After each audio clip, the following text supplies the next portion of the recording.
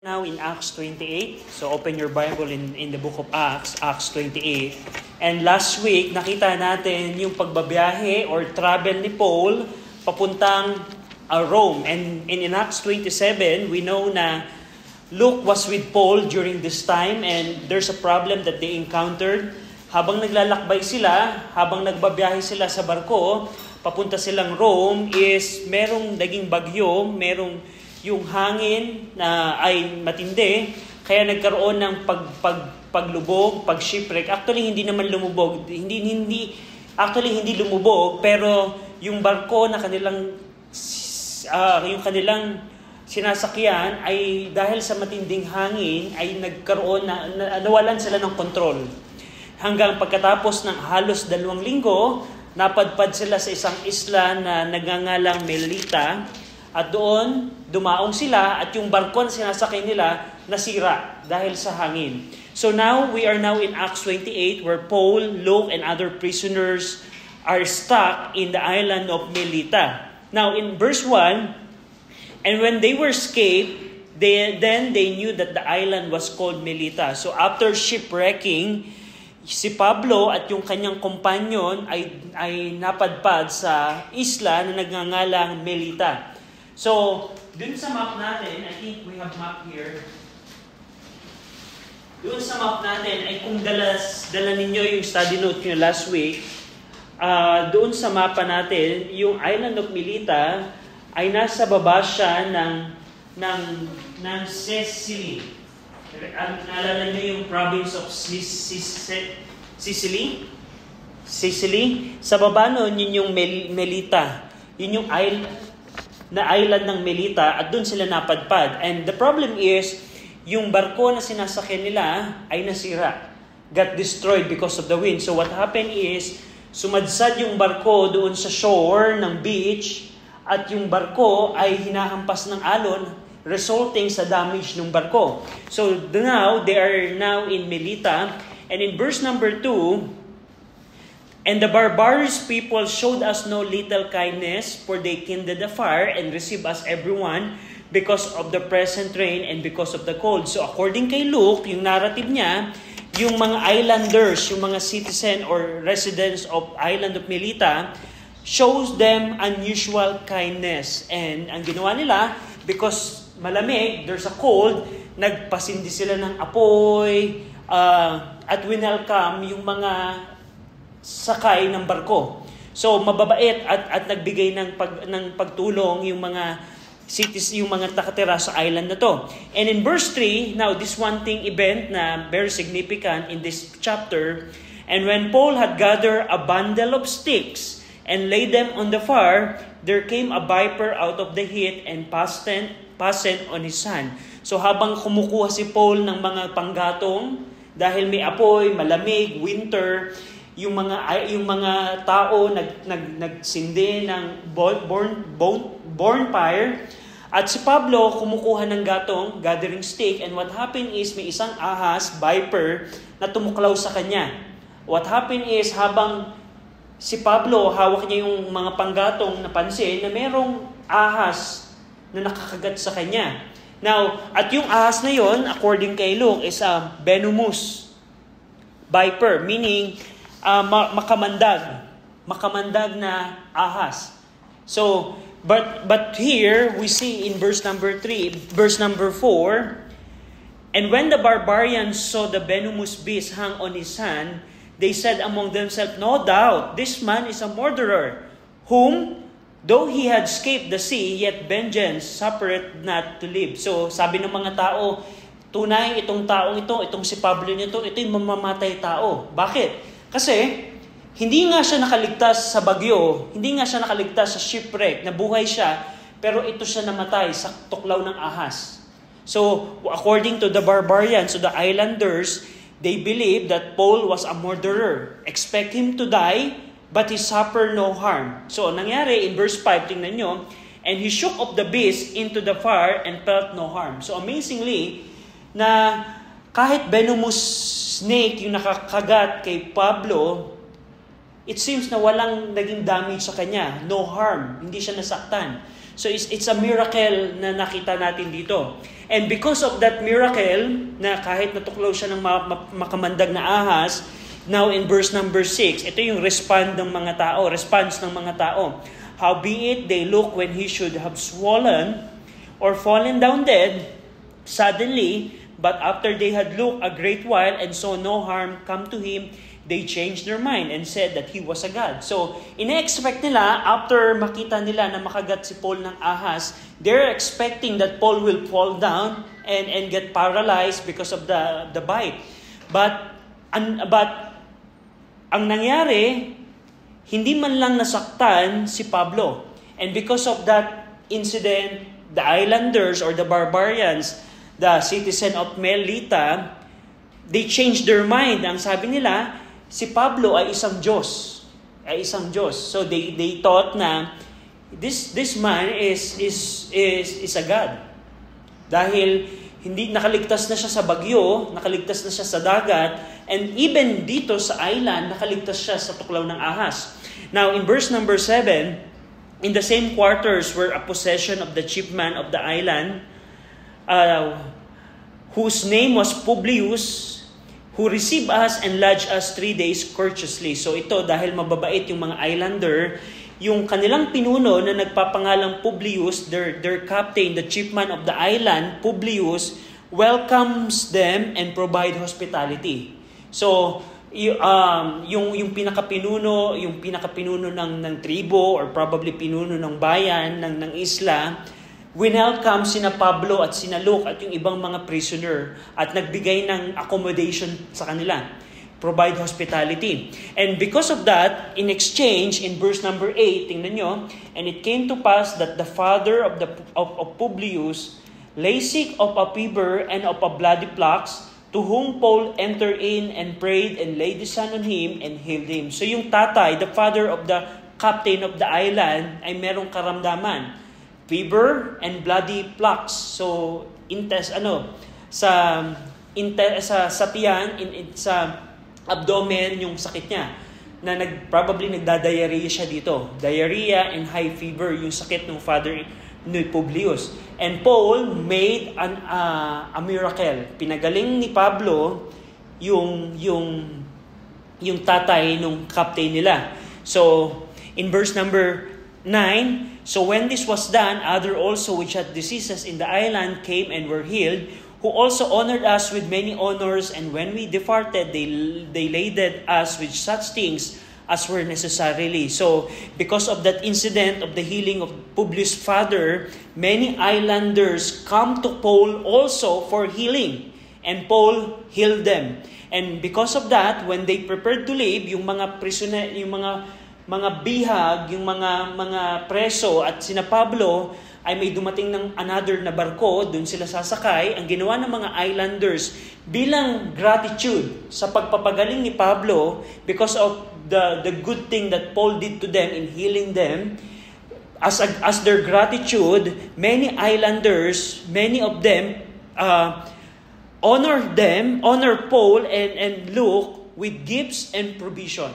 So nagbigay sila ng mga supply, ng mga provision sa voyage ng nagagawin nila papuntang Rome. And in verse number 11 hanggang verse number 16, dito makikita natin the second part. Actually, ito yung third part ng kanilang voyage. The first part is from Caesarea Maritima papuntang province of Lycia. Remember last week in Acts 27 where they changed their ship. They landed in Lycia and then they boarded another ship. So that's the second part of their voyage. And then in the second part of their voyage, that's where they experienced shipwreck. And now the third part of their voyage is from Melita to Rome. At ito yung detail na to. The details of that third part is in verse 11 to 16. So let's take a look. And after 3 months, we departed in a ship of Alexandria. So almost 3 months. Almost 3 months sila nagstay sa island of Melita. Ganong katagal. And now, knowing the life of Paul, question. Paul spent almost 3 months in Melita, knowing the life of Paul, knowing Paul. So we're studying the life of Paul for almost probably many months now, or almost a year, I think so, less than a year. So knowing Paul, do you think what did Paul do during his 2 months or 3 months stay in Melita? What do you think? Do you think Paul enjoyed the beach and the shore of Melita? And Paul said, what a life it is. Enjoying the breeze of the winter. So what do you think, Joe? What do you think? Yeah. So we have assumption. Now, it's not in Acts 28, but we know Paul and we know his commitment. And we're sure that Paul preached the gospel in the island of Melita. And probably some of them got saved. And as a way of gratitude, they provided provision to Paul and Luke and the other prisoner as a way of their gratitude. Not only for the healing that Paul did to them, but also probably for sharing the gospel to them. So we're not sure about that, but we have a good biblical assumption about that. Meaning, even the Bible didn't mention that, or Luke didn't mention that, we know Paul. We know that anytime that Paul has a chance to share the gospel, he always do that. So we have that assumption. Now, in their third part of their voyage from 11 to 16, this is what happened. After 3 months, we departed in a ship of Alexandria, which had wintered in the isle, whose sign was Castor and Pollux. So yun yung name of the ship na kanilang sinakyan, Castor and Pollux. In verse number 12, and landing at Syriacus, we tarried there 3 days. So dito, sa kanilang voyage, kung kayo ay meron pang study notes for last week, they landed in the province of Sicily. So ito yung Melita, yung Syriacus, dun sa main island of Sicily. So nasa main island na sa Sicily.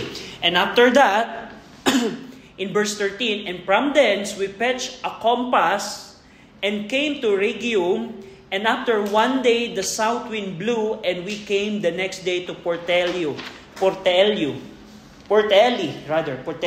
So yung Portelli, doon na sila sa pinaka-main island, sa main peninsula of Italy. So yung Rhegium, nasa province na siya ng Italy. And then yung, what do you call that? Putelli, yun na yung malapit sa, that's the main island of Italy. Peninsula of Italy. So, that's their voyage. And the last stretch of this voyage is in verse 14. In Putelli, where we found brethren and were desired to tarry with them 7 days, and so we went toward Rome. So, sa Putelli, may na-meet silang mga mananampalataya. They met brethren there. So, amazingly, probably itong mga brethren na ito, so we don't have a record why and when the brethren or the church in Putelli started. Pero we're sure that there was a church in Putelli Baptist Church there, because there are brethren then, there exist. So probably, these are the Jews that got saved in Acts chapter 2, went back to Rome and started churches there. So probably yun yung origin nila. But we're not sure about that. But one thing we see here, there are brethren in Putelli. So what it indicates? If there are brethren in a place, so what's our assumption on that? There's a church there. So there's probably a church in Putelli. And according kay Luke, after they made a fellowship with them, after 7 days, they went to Rome. So dun sa mapa ninyo, Putelli, probably they traveled na by land. They traveled by land, or probably they traveled by land, or probably they continue their sea travel at this point of time, because it is possible for them to travel by land. Pero most probably they will take the same ship going to Rome. So, but the important thing here is they are now in Rome. So they are now in Rome in verse number 14. And in verse 15, and from thence, when the brethren heard of us, they came to meet us as far as Apiporum, And the 3 taverns, whom when Paul saw, he thanked God and took courage. And when came to Rome, the centurion delivered the prisoner to the captain of the guard, but Paul was suffered to dwell by himself with a soldier that kept him. So, take a look at the relationship of the centurion and Paul. So what happened is, when they arrived in Rome, so we see there that the brethren accompany them going to Rome. And then when they arrived in Rome, the centurion endorsed the prisoner to the captain of the guard. So parang hawak ng centurion yung captain, yung mga prison during the voyage. At pagkatapos noon, in-endorse doon sa parang sa kulungan. Dahil mga prisoner sila sa captain of the guard. Pero one thing that's very interesting here, the prison or the centurion wants to keep Paul with him. Tingnan niyo yung verse 16. The last part of verse 16, but Paul was suffered to dwell by himself with a soldier that keep him. Yung ibang prisoner, yung ibang preso, pinadala doon sa bilangguan. Yung ibang preso, yung ibang prisoner, doon in-endorse sa bilangguan. Pero si Pablo, pero para kay Pablo, gusto ng centurion na kasama niya si Pablo. Now, dito, makikita natin dito sa account na ito na nagkaroon ng magandang relasyon yung centurion at si Pablo. Kailan nagsimula yon? Remember during the voyage na nagkakagulo na ang mga centurion, ang captain, yung owner of the ship nagkakagulo na, pero Paul comforted them, gave them assurance na hindi kayong mamatay. And by that, nagkaroon na sila ng relationship in a way na magaan na yung loob nila. And when they arrived in Rome after spending around 3 months or more, gusto nung centurion na si Pablo ay hindi kasamang makulong doon sa preso na sa Roma. At ang ginawa nila, si Pablo, yung centurion na ang naghawak sa kanya. So, that's what happened. Now, it's very important to notice that. Why? Because during the imprisonment of Paul in Rome, Paul didn't spend his time in a jail. Hindi nakulong dito si Pablo sa isang preso, sa presinto. At yung mga presinto during that time is underground, meaning a hole. What do you call the hole? Parang hukay na malalim. Ganun yung mga preso during that time, na meron lamang taklob sa kanila at yung kulungan nila ay nasa ilalim. Very uncomfortable condition yung kulungan nila dito. Pero Paul, during his first imprisonment in Rome, didn't spend his time in a prison like that. Paul spent his time in a more comfortable rent house. Parang nakano si Paul? Naka-house arrest. Have you experienced, do you know house arrest, by the way? In the Philippines, it's not practiced, but in US, for example, the judge decided, since your crime is not that hard, not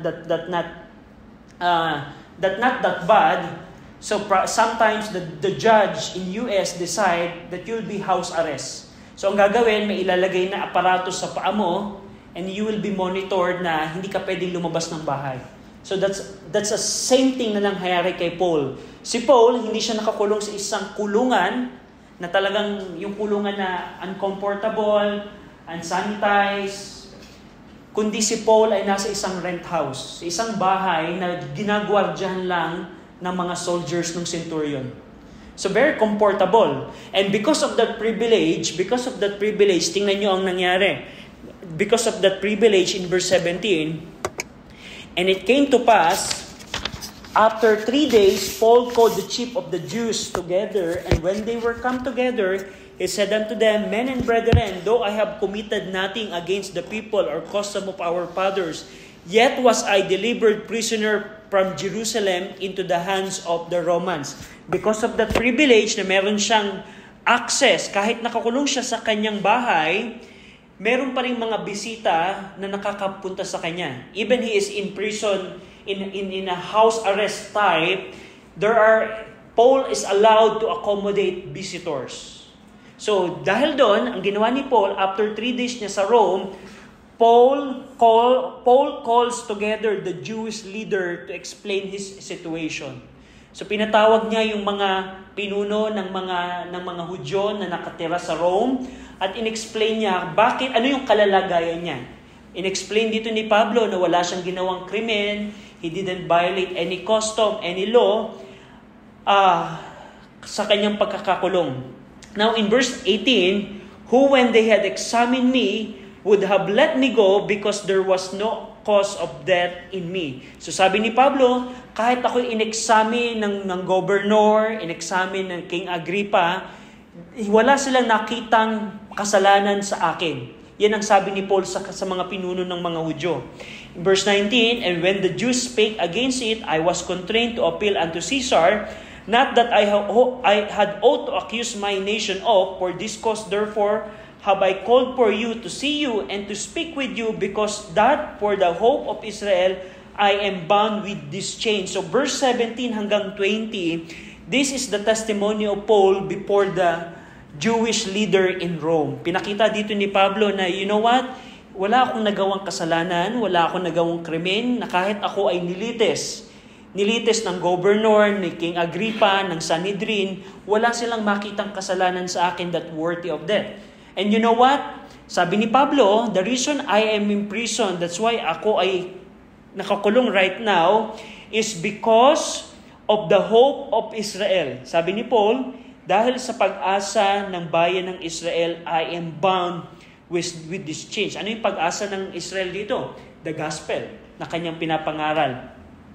And dito, bilang response in verse 21, when Paul gave details about his situation and why he got in prison, the response of the Jewish leader is in verse 21. Ito, and they said unto him, we neither received letters out of Judea concerning thee, neither any of the brethren that came showed or spake any harm of thee, but we desire to hear of thee what thou thinkest, that for us concerning this sect, we know that everywhere it is spoken against. And when they had appointed him a day, there came many to him into his lodging, to whom he expounded and testified the kingdom of God, persuaded them concerning Jesus, both of the law of Moses and of the prophets, from morning till evening. So what happened is, yung mga Jewish leaders, they said, we didn't receive any recommendation about your case. We don't know why you are here. Yun ang sabi nila.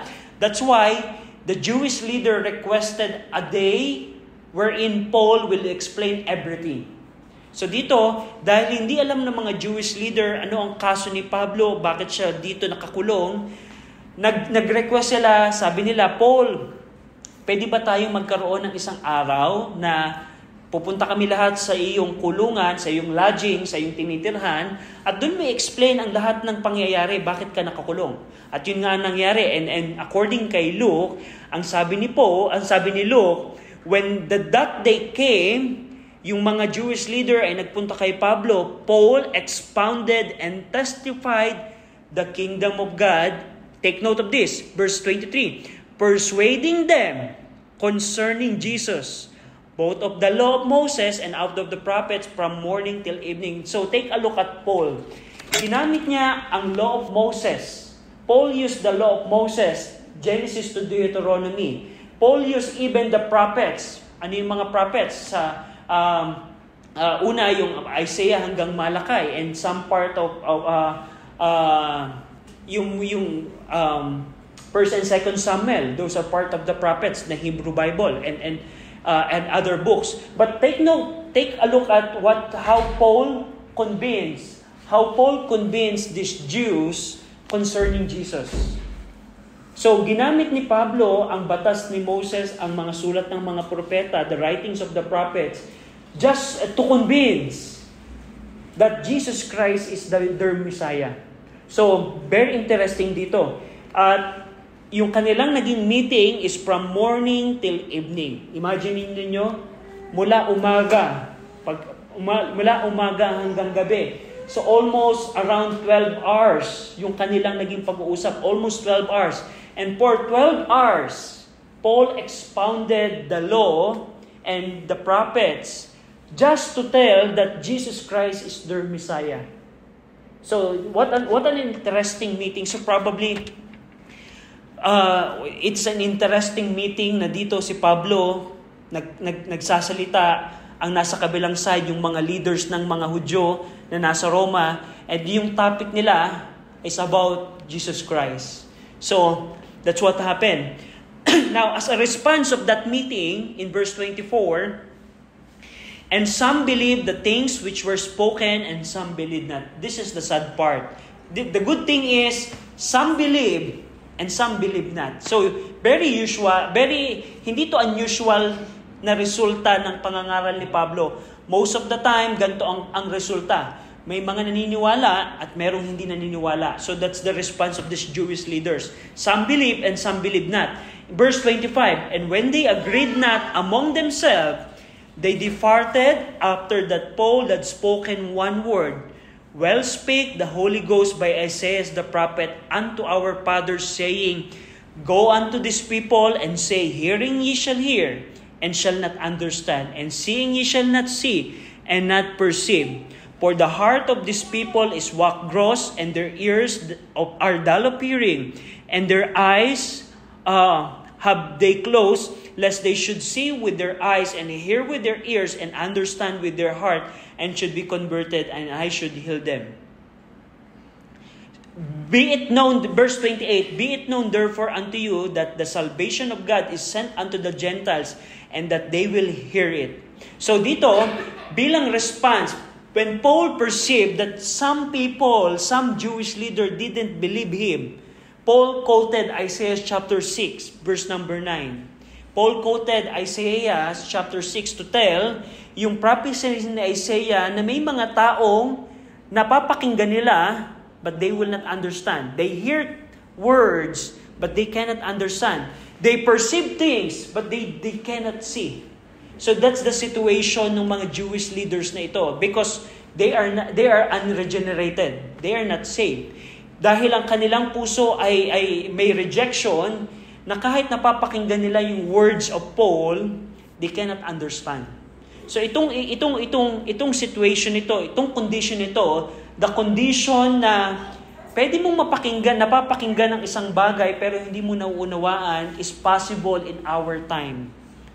May mga na-attend ng church, may mga uma-attend ng church na napapakinggan niya every Sunday, every Wednesday, every now and then ang Word of God, pero the thing is hindi nauunawaan. So anong kulang doon? Ang kulang doon is salvation, ang kaligtasan. So nangyari dito, after Paul perceived that some believe not, he respond by quoting yung prophecy ni Isaiah and applying it to them. So Paul quoted that, and take note yung sinabi yung verse number 28, sabi ni Paul, Be it known therefore unto you that salvation of God is sent unto the Gentiles, and that they will hear it. Itong mga Hudyong ito, hindi nila nauunawaan, hindi nila nakikita, but the Gentiles will hear it and they will receive it. So that's what happened sa kalagayan ng mga Hudyo. The Jews rejected their Messiah, rejected the salvation. That's why salvation is now made available to the Gentiles. So yung una ay naging huli at ang huli ay naging una. So the original plan of God is the Jews will get saved, and they're the one who will do the missionary work to reach the Gentiles. That's the original plan of God. Na ang bayang Israel ang maliligtas at ang bayan ng Israel ang magpo-proclaim ng gospel para sa mga Gentiles. Pero naiba ang plano ng Diyos. The Jews, the Israel rejected their Messiah, and that's why ang attention ng Diyos ay nabaling sa mga Gentiles. So that's what happened. In huling bahagi ng verse 28, verse 29 to 31, and when he had said this word, the Jews departed and had great reasoning among themselves. So nung umalis sila, nag-usap-usap yung mga Hudyo, probably ang sabi nila, this man is a crazy man. So probably ganun yung reaction nila. Probably yung iba doon, may doubt, Yung probably yung iba doon na pwedeng na-persuade, pero they have mixed reaction doon. And in verse 30 and 31, and Paul dwelt 2 years in his own hard house, and received all that came in unto him, preached the kingdom of God, and teaching those things which concerning the Lord Jesus Christ, with all confidence, no man forbidding him. So that's his 2 years. So 2 years si Pablo, after niyang maka-arrive sa Rome, nag-spend siya ng 2 years sa kanyang house arrest. So imagine niyo to, hindi to yung kulungan na nasa ilalim ng lupa. Ang pagkakakulong dito ni Pablo, isa siyang bahay. So very comfortable. Pero hindi siya makakaalis kasi may guard, may soldiers na nakabantay sa kanya. Now, during these 2 years, ano mga nangyari? Probably your question is, Brother RJ, what did Paul do during these 2 years? So, nakita natin dito, tumatanggap siya ng bisita. Pero during these 2 years, the book of Ephesians was written, the book of Philippians was written, the book of Colossians was written, the book of Philemon was written. So, during these 2 years, 4 epistles ang nasulat dito. Tama ba? Ephesians, Philippians, Colossians, and Philemon ang nasulat during this time. So whenever nababasahin nyo, whenever you're going to read the book of Ephesians, Philippians, Colossians, and Philemon, this is the time when Paul wrote those letters during his house arrest in Rome. So that's the end ng Acts 28. So what did we see? As an application dito, we can expect God's protection as we do God's will in our lives. So, did you see how God protected Paul? Una, from their voyage, sa bagyo, sa dagat. Hindi namatay yung mga preso, hindi namatay si Pablo. And even yung kagat niya sa ahas, hindi siya namatay.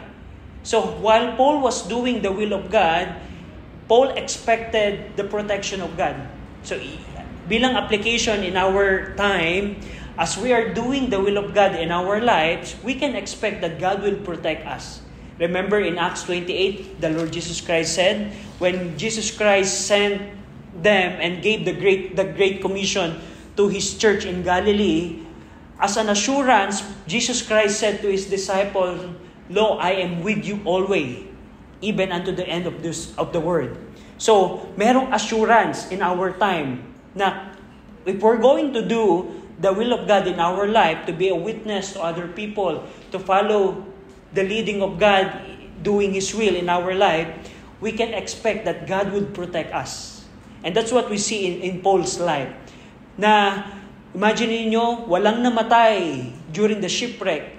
Hindi nasaktan si Paul sa kagat ng ahas. That's the protection of God. The second application that we can see here is, just as Paul continues to be a witness of Jesus Christ in the island of Melita, in Rome, kahit nakakulong na siya, so are we, na dapat witness din tayo. Na whenever merong chance, whenever merong opportunity, at least we have a gospel tracts in our pocket so that we can give it to others. Sa mga estudyante, if you're a student, it's a good thing that you always have tracts in your bag. For example, your friend or classmate talk about the things of the Lord, and you have something to give to him or her, to your friend. So, bilang challenge sa atin, kung paano si Pablo ay naging witness sa mga tao, ganun din ang tayo bilang witness sa mga tao. So here, that's the conclusion of Acts 28, of the book of Acts. So probably, we covered around 2/3, around 60 or 70% of the book of Acts ng buhay ni Pablo. Now, next week, ang ating pag-aaralan, what happened next? So, what happened next after this? And the thing that happened here is, Paul appeared to Caesar. So, na-fulfill. Now, question, how did we know that Paul appeared to Caesar? Given that there's no verse that tells it. There's no passage that confirm na si Pablo ay nakausap niya yung emperor, si Augustus Caesar. Ang question, how did we know that Paul appeared to Caesar? Anything? Yeah, William? Because God told him he was going to. So, the Lord assured Paul na, Paul, you will appear to Caesar. That's why we know that Paul appeared to Caesar. And after ng appearance na kay Caesar, guess what would happen? Paul ay nakalaya. Nakalaya siya, and Paul spent years of time visiting other churches, and then Paul got in prison again. And then after that, Paul captured again, imprisoned again for 2 years, and then pinugutan siya ng ulo. At that time, hindi na siya nakalaya.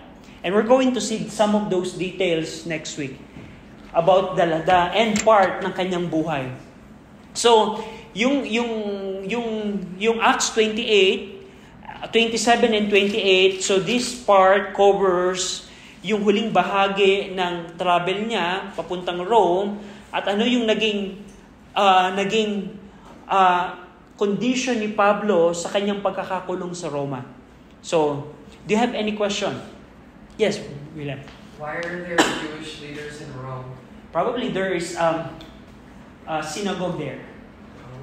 So, when you have a synagogue, they have a structure of Jewish community, and Jewish leader is the one who lead the synagogue operation. So, Jewish leader. So, I forgot to mention that if there are Jews in Rome, there's a synagogue there. There are probably more than one synagogue. Another question? So, kung wala na, William, can you pray? We're thankful that we're able to gather here. We're able to worship you, and we thank you for this opportunity. And Lord, I ask that you bless Brother RJ as he preaches for the morning service. And I ask that you bless my dad as he preaches in the afternoon. Help the Word of God to be planted in each of our hearts, and help us to apply it, Lord, to our lives. In Jesus' name.